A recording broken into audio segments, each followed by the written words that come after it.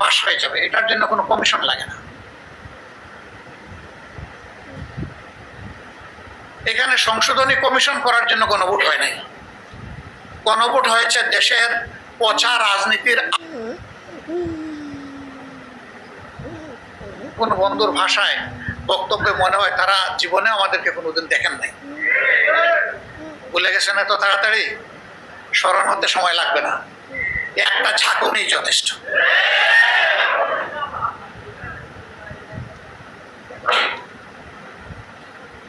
আমরা বলবো আমরা মান অভিমান ছেড়ে দিয়ে জনগণের রায়টাকে সম্মান করি।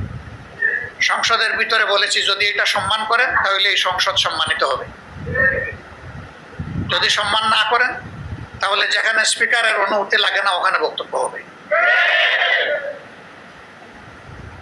তবে হ্যাঁ, এই দেশকে আমরা ভালোবাসি, কোন অশুভ শক্তিকে মাঝখান থেকে খেলতে দেব না ইনশাআল্লাহ।